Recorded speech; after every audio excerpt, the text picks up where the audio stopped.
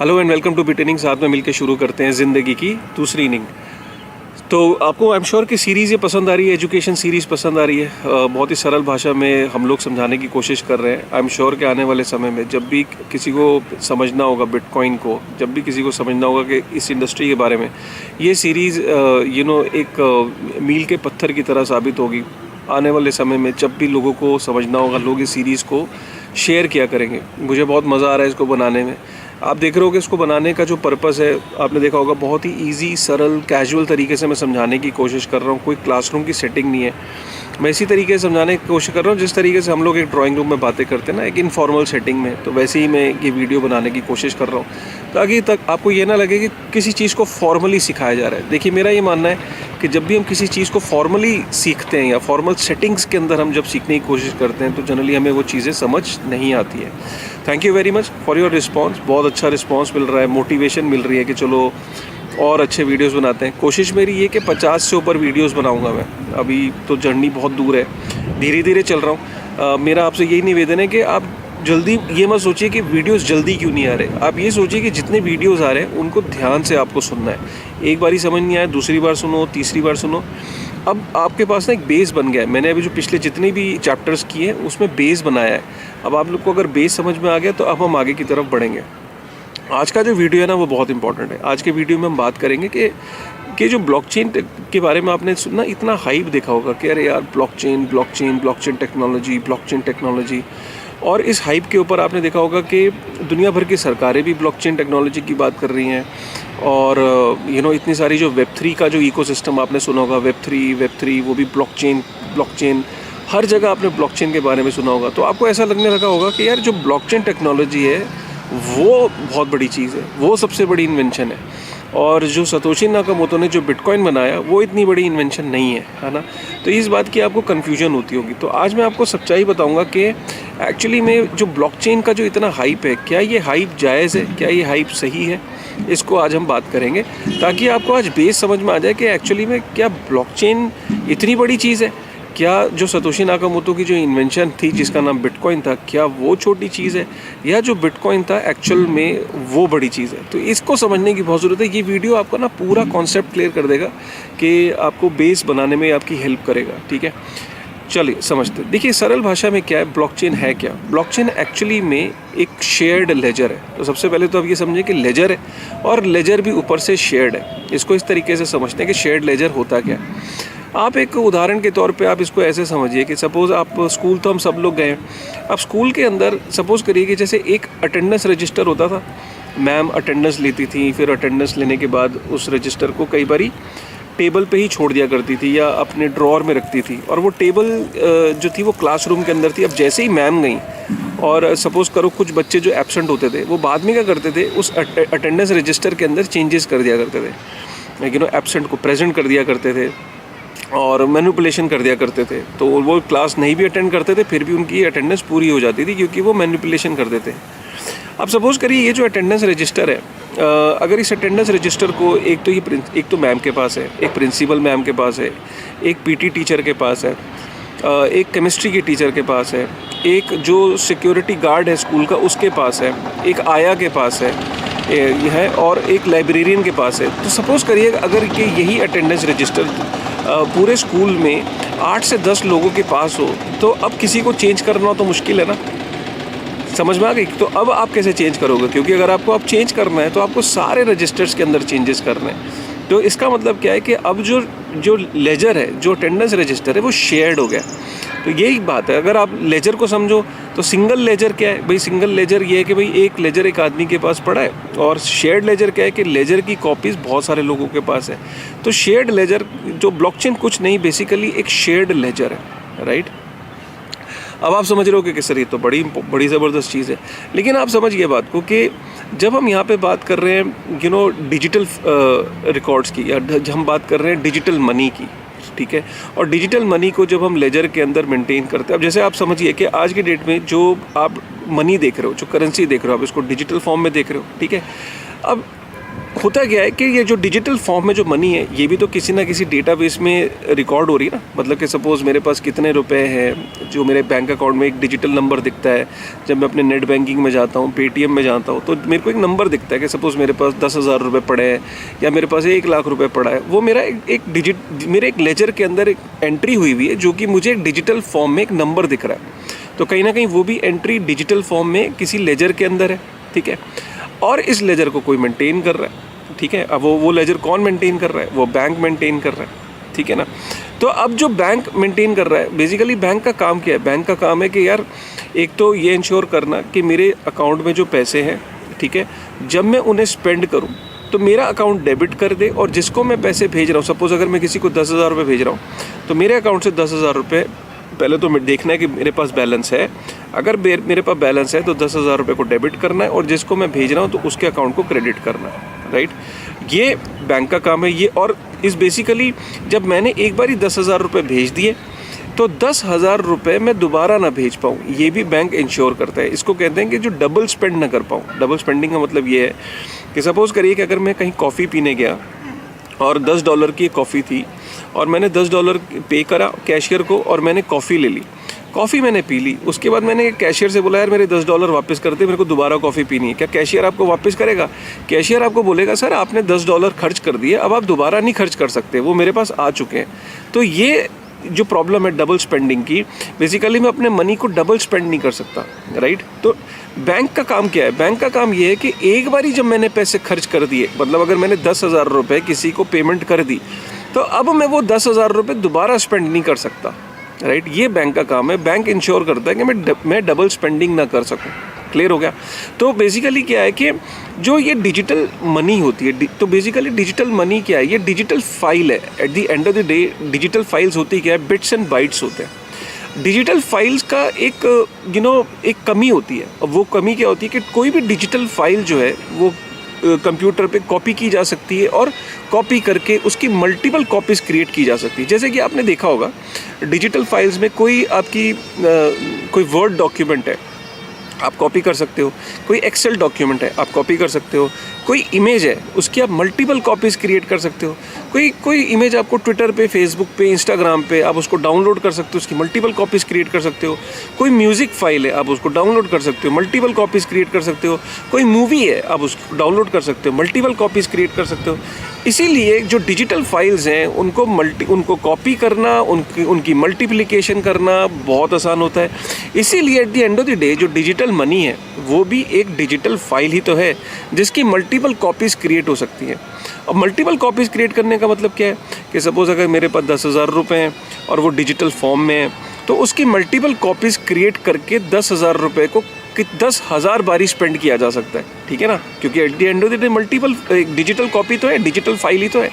अब उसकी digital file multiple create ना हो जाए, ये काम इंश्योर कौन करता है? ये बैंक काम करता है। बैंक का काम ही क्या है? बैंक का काम यही है कि कोई भी इंसान अपने पैसे को डबल स्पेंड ना कर सके, राइट। अब होता क्या है कि इसमें क्योंकि ये तरीका है क्या, अब ये तरीका बेसिकली इस तरीके में एक प्रॉब्लम है, एक कमी है। वो कमी क्या है कि जब बैंक ये काम करता है और कोई ये काम नहीं करता है तो हमने बैंक को बहुत ज़्यादा पावर मिल जाती है, बैंक को बहुत ज़्यादा शक्ति मिल जाती है, क्योंकि वो होल सोल करता धरता होता है लेजर को मेंटेन करने का। वो बॉस होता है, वो इंश्योर करता है, तो वो बैंक इतना बड़ा होता चला जाता है। यही कारण है कि आप ये देखो कि जो दुनिया की सबसे शक्तिशाली जो संस्थान हैं और संस्थानों में वो बैंक्स ही होते हैं। चाहे वो JP मॉर्गन की बात कर लो, चाहे आप गोल्डमैन सैक की बात कर लो, चाहे आप फेडरल गवर्नमेंट की बात कर लो, चाहे आप सेंट्रल बैंक्स की बात कर लो, चाहे आप इंडिया में सेंट्रल बैंक्स की बात कर लो। जो सेंट्रल बैंक होता है या जो कमर्शियल बैंक्स होते हैं वो सबसे पावरफुल एंटिटीज़ होती हैं किसी भी पर्टिकुलर देश की, क्योंकि उनका काम ही ये होता है कि वो ये इंश्योर करते हैं कि मनी डबल स्पेंड ना हो पाए।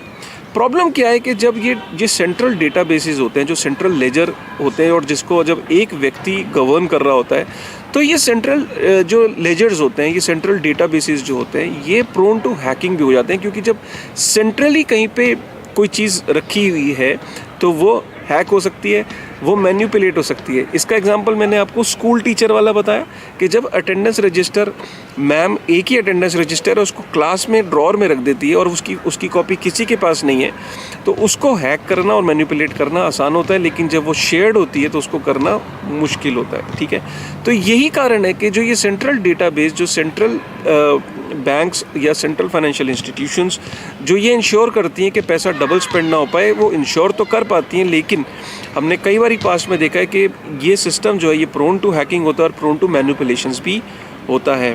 यही कारण है कि 2008 से पहले कोई ऐसा मैकेनिज़्म नहीं था कि इस तरीके से जो डेटाबेस या लेजर बनाए जाए जो कि शेयर्ड हो और इंश्योर हो कि उसके अंदर डबल स्पेंड ना हो पाए। मतलब शेयर्ड का मतलब क्या है कि कोई एक सेंट्रल एंटिटी उस लेजर को गवर्न ना करती हो, काफ़ी सारे पार्टिसिपेंट्स हो, काफ़ी सारे लोग हों जो उस लेजर को जिनके पास लेजर की कॉपी हो, जो मिलके उस लेजर को मेंटेन करते हो एक डिसेंट्रलाइज तरीके से। तो पहला तरीका क्या है? सेंट्रलाइज तरीका है लेजर को मेंटेन करने का, जहाँ पे एक टीचर, एक बैंक, एक सेंट्रल बैंक लेजर को मेंटेन कर रहा है। लेकिन डिसेंट्रलाइज तरीका क्या है कि बहुत सारे पार्टिसिपेंट्स हैं, हज़ारों में, लाखों में पार्टिसिपेंट्स हैं जो लेजर को मेंटेन कर रहे हैं। ऑब्वियसली जब हज़ारों में, लाखों में जब लोग मैनेज करेंगे लेजर को, तो ऑब्वियसली वो मैनिपुलेशन या हैकिंग के प्रोन कम होगा, राइट। तो यही कारण है कि 2008 में सतोशी नाकामोटो ने पहली बार जो एक इन्वेंशन, एक वाइट पेपर जब निकाला, जो हमने पिछले अपने वीडियो में बात करी, वाइट पेपर रिलीज़ किया और उस वाइट पेपर में उसने प्रॉब्लम क्या सॉल्व करी है? उसने बेसिकली प्रॉब्लम सॉल्व करी जो इन्वेंशन, असली इन्वेंशन क्या है? असली इन्वेंशन ये है, असली इन्वेंशन ब्लॉकचेन नहीं है। असली इन्वेंशन है कि जो ये ब्लॉकचेन है, जो कि शेयर्ड लेजर है, इसको इम्यूटेबल कैसे बनाना, एक डिसेंट्रलाइज तरीके से। डिसेंट्रलाइज तरीके से उसको इम्यूटेबल कैसे बनाना? सेंट्रलाइज तरीके से इम्यूटेबिलिटी आसान है। सेंट्रलाइज तरीके में आपने एक एंटिटी को पावर दे दी, एक बैंक को पावर दे दी, और वो इंश्योर करती है कि लेजर को मेंटेन करना, एडिट करना उसके हाथ में। लेकिन डिसेंट्रलाइज तरीके से जब बहुत सारे लोग हैं और उनको इंश्योर करना है कि डबल स्पेंड ना हो पाए, तो कैसे होगा? ये इन्वेंशन सतोशी नाकामोटो ने करके दिखाई। और कि उसने सतोशी नाकामोटो के वाइट पेपर में पहली बार उन्होंने बोला कि मैं प्रपोज करता हूँ एक decentralise monetary network. Decentralise monetary network का मतलब ये कि एक ऐसा मॉनेटरी नेटवर्क जिसमें कोई एक सेंट्रल एंटिटी उसको गवर्न नहीं करती, उसमें बहुत सारे पार्टिसिपेंट्स हैं जो उसको मिलके गवर्न करते हैं, और वो अलग अलग जोग्राफिकल एरिया में अलग अलग जगहों पे लोकेटेड हैं, और कोई भी उस मॉनेटरी सिस्टम को रन कर सकता है, कोई भी उसका पार्टिसिपेंट बन सकता है, गवर्नमेंट भी बन सकती है, एक आम आदमी, राह चलता आदमी लैपटॉप लेके भी उस डिसेंट्रलाइज मॉनेटरी नेटवर्क को गवर्न कर सकता है, उसका पार्टिसिपेट कर सकता है, उसको रन कर सकता है, उसको वेरीफाई कर सकता है, उसको अपडेट कर सकता है। तो ये असली इनोवेशन है। तो इनोवेशन क्या है? डिसेंट्रलाइज मॉनेटरी नेटवर्क, जिसके अंदर जो आपका एग्जिस्टिंग जो सेंट्रलाइज मॉनेटरी नेटवर्क थे, जैसे कि वीज़ा, मास्टर, इनको किस तरीके से डिसेंट्रलाइज किया जाए, और डिसेंट्रलाइज तरीके से किस तरीके से जो लेजर्स हैं, राइट, उनको इम्यूटेबल बनाया जाए। इम्यूटेबिलिटी का मतलब क्या है? कि कोई चेंज ना कर सके, चेंज करना इम्पॉसिबल है। इम्यूटेबल का मतलब है कि भाई चेंज नहीं हो सकता, राइट। तो इम्यूटेबल कोई चीज़ अगर हो जाए, जैसे सपोज करो कि इम्यूटेबिलिटी का मैं एक क्लासिक एग्जांपल देता हूँ। अगर आप देखो तो गोल्ड का एग्जांपल देता हूँ। गोल्ड की जो प्रॉपर्टीज़ हैं वो इम्यूटेबल है। गोल्ड, अगर आपके पास गोल्ड है, राइट, और आपके पास 10 तोला गोल्ड है, तो गोल्ड आपके पास जो उसकी प्रॉपर्टीज़ हैं वो इम्यूटेबल है। इसीलिए तो गोल्ड की कीमत है। इसीलिए तो गोल्ड की कीमत है कि कोई चीज़ जब इम्यूटेबल है, मतलब इम्यूटेबल का मतलब है कि कोई कारखाने में गोल्ड को नहीं बना सकता, कि गोल्ड की प्रॉपर्टीज़ को लिया, गोल्ड की केमिकल कॉम्बिनेशंस लिए और उसको जाके कारखाने में जाके बना लिया। गोल्ड की कॉम्बिनेशन, गोल्ड को आप माइन ही कर सकते हो, गोल्ड की प्रॉपर्टीज़ को आप डुप्लीकेट, रेप्लिकेट नहीं कर सकते, सिल्वर को आप रेप्लिकेट नहीं कर सकते, है ना।